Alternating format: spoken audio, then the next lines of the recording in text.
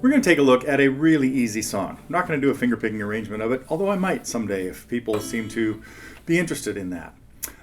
This is 1970. This is just a simple flat picking song. You're just going to use a pick to do a nice little swing country strum. This was almost the beginning of country rock stuff.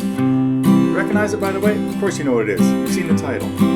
This is Joanne by Mike Nesmith. Now, from 1966 to 69, early 70, he was in one of the most famous bands on the planet, the Monkees. And he was getting pretty unhappy with it because he really was a serious musician. Had written some great songs. He had some that were hits for Linda Ronstadt and the Stone Ponies, her first band, so to speak. Really, her only band that had a name other than Linda Ronstadt's band. But anyway, back to the Joanne story.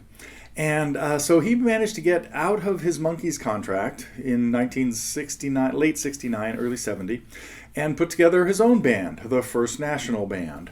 And he had limited success. This was the only song that really became a big hit. It was the second single from an album of theirs that came out in the middle of 1970 called Magnetic South. And it's a tune he still plays to today, this day.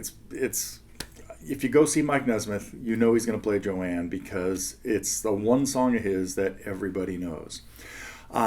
Anyway, that's all we're going to tell you about it, but it's basically a real simple chord progression in the key of C, so this is not going to take very long. We're not going to have to go through very much, but we'll talk about a few different things that he does from time to time. But the first thing you want to make sure that you have down is being able to play a C chord and just keep this country strum going, bass, down, bass, up, down, up. And it has to have that swing feel, 1, 2, 3, and 4, and 1, 2, 3, and 4, and... Now, the original studio version is a bit faster than what I was doing there.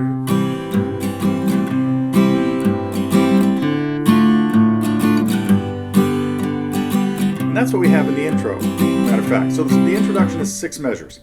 2 C's, a D minor, and a G. And so if you just get that down, you have pretty much enough material to play the rest of the song. But the important thing is that you get those bass notes right. So really work on your accuracy. And I play my C with alternating down to G in the bass by moving my finger.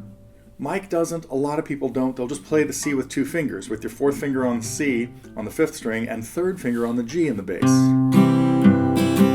That way you don't have to think about moving your left hand while you're moving your right. For this song, no problem with playing it that way.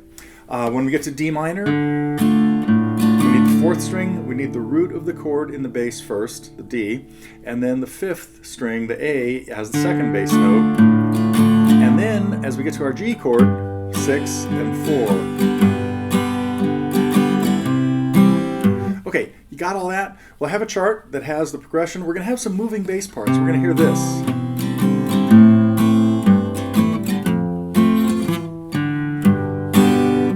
And so what I try to do in this lesson is incorporate a little bit of what the bass player plays, just to dress it up, since many of you that might be playing this probably won't be playing it with the band, and it works out great to do it by yourself.